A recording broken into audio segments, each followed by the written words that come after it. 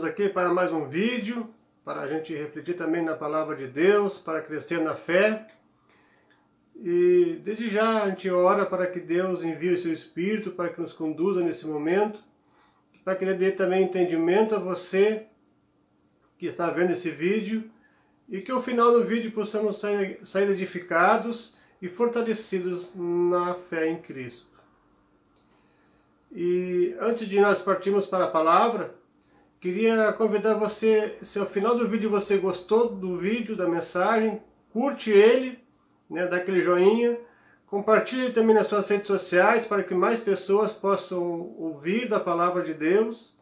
Comenta aqui embaixo, né, deixa um comentário seu, dizendo o que você achou da palavra, né, também pode colocar ideias, né, aquilo que você achou interessante, e também sugestões também, né?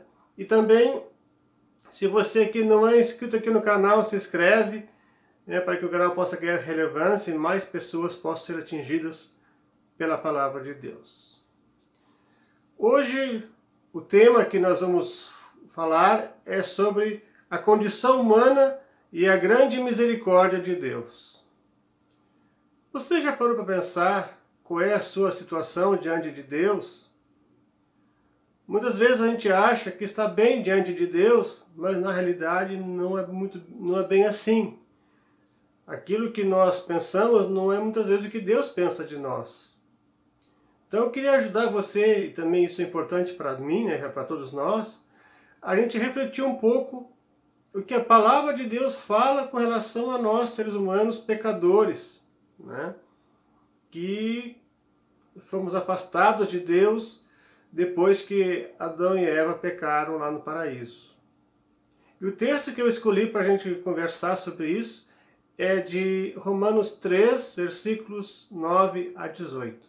Passo a lê-lo. Que se conclui? Temos nós qualquer vantagem? Não, de forma nenhuma. Pois já temos demonstrado que todos, tanto judeus como gregos, estão debaixo do pecado. Como está escrito, não há justo nenhum sequer. Não há quem entenda, não há quem busque a Deus. Todos se extraviaram, a uma se fizeram inúteis, não há quem faça o bem, não há um sequer. A garganta deles é sepulcro aberto, com a língua urda engano, veneno de víbora está nos seus lábios. A boca eles a têm cheia de maldição e de amargura. São os seus pés velozes para derramar sangue. Nos seus caminhos há destruição e miséria. Desconheceram o caminho da paz. Não há temor de Deus diante dos seus olhos. Quem escreve a carta aos Romanos é o apóstolo Paulo. Ele escreve à igreja cristã que se encontrava em Roma. E como a maioria dos membros daquela igreja eram judeus, ele vai utilizar textos do Antigo Testamento para comprovar e para provar o seu e embasar também esse posicionamento que ele tinha. Ele vai usar 6 salmos e um texto do livro de Isaías. Paulo, ele vai também falar que não há diferença entre judeus e gentios, ou poderíamos traduzir para a nossa época, não há diferença entre cristãos e aqueles que vivem no mundo fora de Cristo. A única diferença, a única vantagem que Paulo vai dizer que nós temos em relação aos outros é que nós temos a palavra de Deus.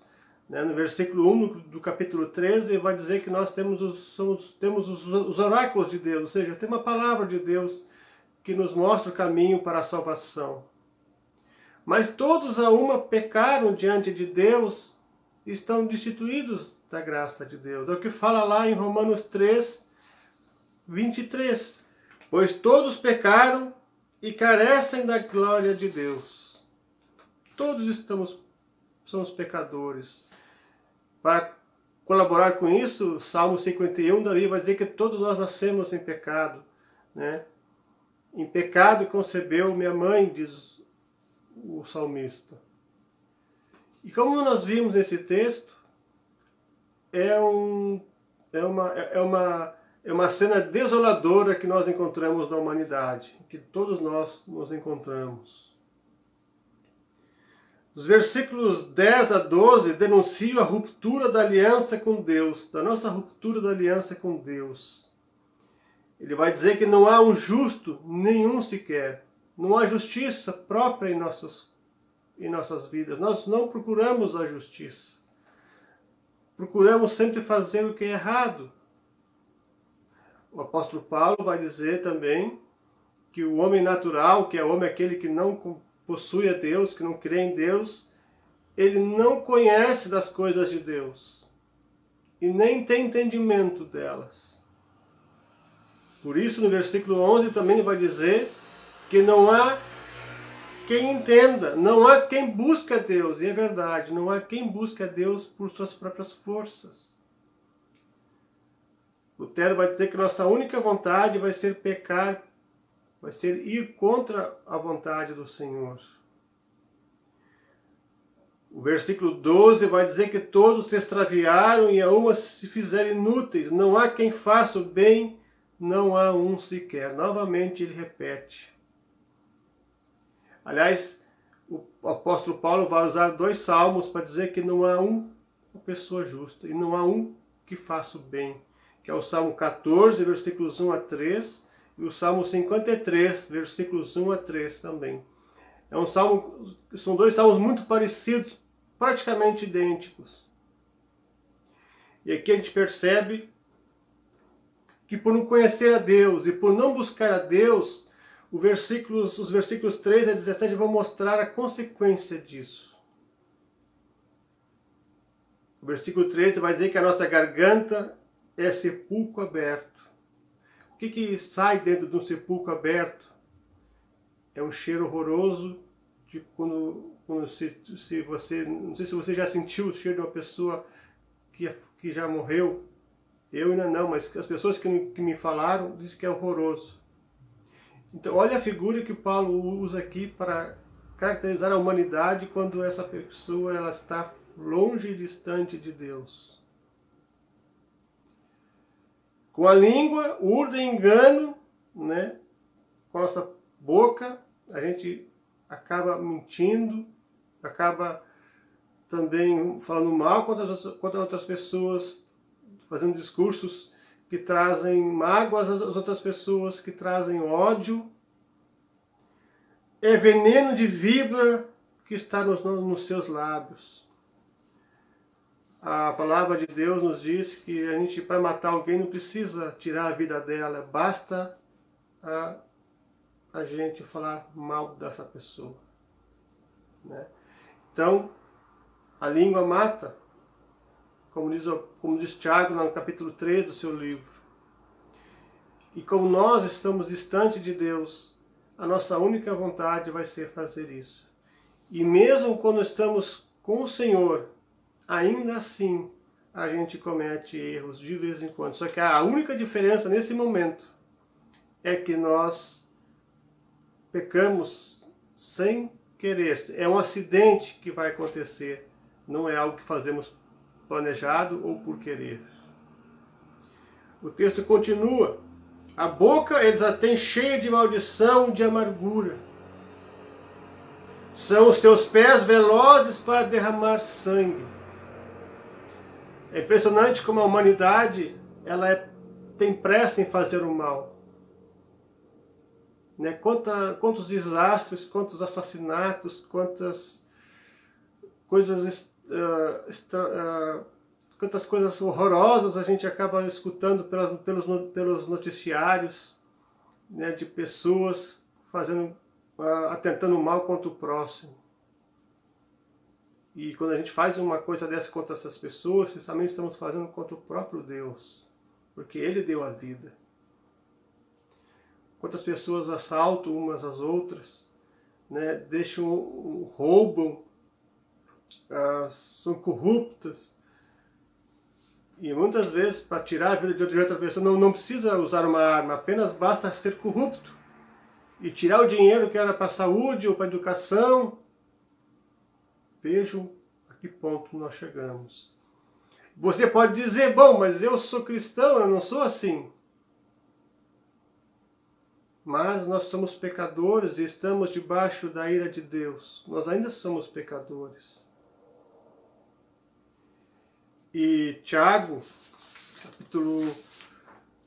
capítulo 2, versículo 10, vai dizer, pois qualquer que guarda toda a lei, mas tropeça em um só ponto, se torna culpado de todos.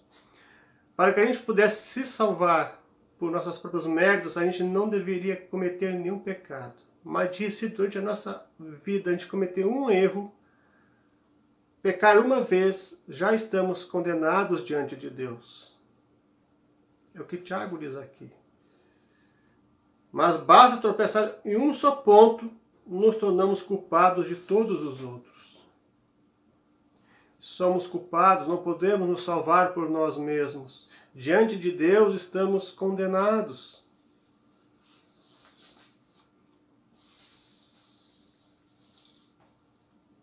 Os atos dos seres humanos, eles acabam também em destruição e miséria. Porque eles conhecem a salvação, desconhecem o amor de Deus e desconhecem o caminho da paz. Porque a paz quem dá é Jesus Cristo, conforme a gente lê em em João 14, 27. Eu vos deixo a minha paz vos dou, e não a dou como o mundo a dá. Muitas vezes o mundo tenta conseguir a paz por meio de armas, mas a paz que o Senhor Jesus nos dá é uma paz que acalma o nosso coração e que ela é conquistada também através das nossas ações e do nosso amor ao próximo, mas principalmente o nosso amor a Cristo. E o versículo 18 encerra dizendo que não há temor de Deus diante dos seus olhos. As pessoas que não conhecem a Cristo, elas não temem, elas não respeitam a vontade de Deus, elas não respeitam as leis de Deus. E a lei de Deus é clara, se nós pecarmos uma vez, estamos diante da ira de Deus. A ira de Deus revela dos céus contra aqueles que desobedecem a Deus, diz lá em Romanos 1, versículo 18. Veja que situação nós nos encontramos. Eu quero ler aqui uma citação do R.C. Sproul, que nos aponta para esse momento e nos dá a dimensão em que nós nos encontramos, e isso nos ajuda a nos alegrar ainda mais com a salvação de Cristo. O Evangelho só é uma boa notícia quando entendemos as más notícias. Veja, se nós achamos que nós estamos bem diante de Deus, do jeito que vivemos, mas na verdade a gente acaba agora, ao ler esse texto, ficando arrasado, porque nossa situação diante de Deus é totalmente desesperadora. E quando a gente olha para esse estado em que vivemos, a gente vê quão grande é a salvação de Deus e quão maravilhosa ela é, e quão grande deve ser a nossa alegria pela salvação que Deus nos oferece por meio de seu Filho Jesus. E o quão perdidos nós estávamos. O apóstolo Paulo vai dizer o seguinte nesse sentido também. Além de dizer que o homem natural, que é o homem que não conhece a Deus, o ser humano que não conhece a Deus, não consegue fazer as coisas de Deus, ele também vai dizer assim, porque eu sei que de mim, isto é, na minha carne, não habita bem nenhum, pois o querer o bem está em mim, não, porém, o efetuá-lo. Porque não faço o bem que prefiro, mas o mal que não quero, este eu faço. Mas se eu faço, eu não quero, já não sou eu quem faz, e sim o pecado que habita em mim. Então, ao querer fazer o bem, encontro a lei de que o mal reside em mim.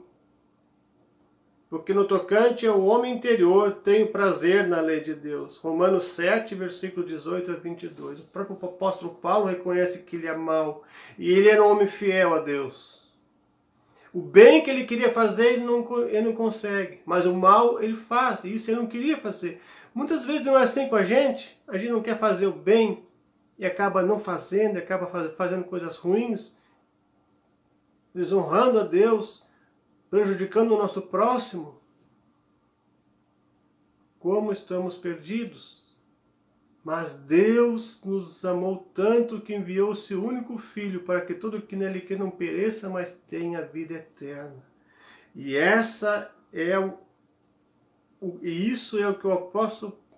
que o próprio apóstolo Paulo também vai dizer em Romanos 5, 8 a 11.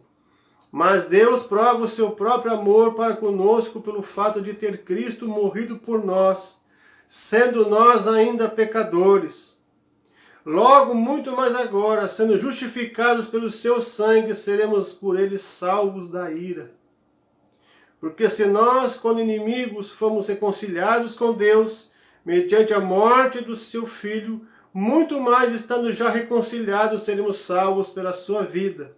E não apenas isto, mas também nos gloriamos em Deus por nosso Senhor Jesus Cristo, por intermédio de quem recebemos agora a reconciliação. Jesus diz, eu sou o caminho, a verdade e a vida, ninguém vem ao Pai senão por mim. E é esse caminho que nós devemos seguir para sermos justificados. Vejam quão grande salvação o Senhor nos oferece e quão grande deve ser nossa alegria. Esse é o Evangelho da graça, da salvação de nosso Senhor Jesus. Muitas vezes a gente pensa que é bom, mas a gente não é. A gente comete pecados, a gente machuca pessoas, a gente ofende a Deus. Mas mesmo assim Deus nos ama e quer nos salvar. Meu querido amigo, minha querida amiga que está vendo esse vídeo, se alegre com a salvação de Deus. Se você ainda não se arrependeu dos seus pecados, não é do Senhor Jesus, não se converteu a Cristo, se converta, se arrependa dos seus erros e volte para o caminho do Senhor. Ainda há tempo para aqueles que não chegaram à fé. E o tempo da salvação é hoje, amanhã pode ser muito tarde. Por isso que R.C. Sproul diz: o Evangelho é uma boa notícia quando entendemos as más notícias. Qual é a má notícia? A má notícia é que estamos completamente perdidos e debaixo da ira de Deus porque somos maus. E a boa notícia é que Jesus nos amou tanto, que Deus nos amou tanto que enviou o seu único Filho. E é isso que Paulo diz, que Deus prova o seu amor para conosco pelo fato de ter Jesus morrido por nós. E ele termina: e nisto nos gloriamos em Deus por nosso Senhor Jesus Cristo. Nos alegramos, nos tornamos felizes e assim podemos servir ao Senhor. E hoje a gente não busca a salvação por mérito próprio, que isso é impossível, porque a lei nos condena quando pecamos, nem que seja uma vez em toda a vida. Mas é claro, a gente peca muito mais. A gente peca todos os dias. Por isso é impossível ser salvo por nossos próprios méritos. Tentar, a gente não pode e nem deve, e nem vai conseguir tentar, e nem vai conseguir dar através das nossas obras aquilo que falta para a nossa salvação. Essa é uma obra exclusiva de Deus, que Deus envia o seu Filho. Ele sim, ele cumpriu toda a lei, ele não pecou e ele nos salvou. Isso é uma graça imerecida. Por isso, o temor do Senhor é o princípio da sabedoria, como diz Provérbios 1, 7. quando a gente entende quem é Deus e quem somos nós fazemos as boas obras por gratidão e não para tentar ser salvos. Porque toda vez que a gente tentar ser salvo pelas nossas obras, a gente vai fracassar. Mas quando a gente entende que a obra única que foi feita, e foi uma obra perfeita, foi a obra de Cristo na cruz para nos salvar, a gente se alegra e através daí dá bom testemunho e serve ao Senhor com alegria para que mais pessoas conheçam a palavra e as demais pessoas vejam as boas obras e glorifiquem a Deus através das nossas vidas e também cheguem à fé.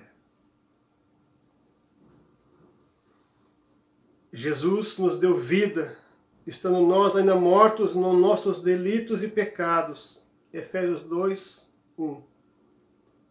Que Deus assim nos abençoe e nos ajude a entender a salvação e com grande alegria nos é dada por meio dessa salvação e quanto nós estávamos perdidos, mas agora estamos salvos pela graça de Cristo.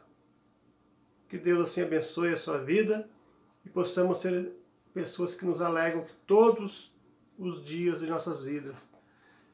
E que essa alegria seja contagiante, as pessoas possam nos perguntar por que estamos alegres e assim possamos dar razão da nossa fé e aproveitar o testemunho e dar testemunho.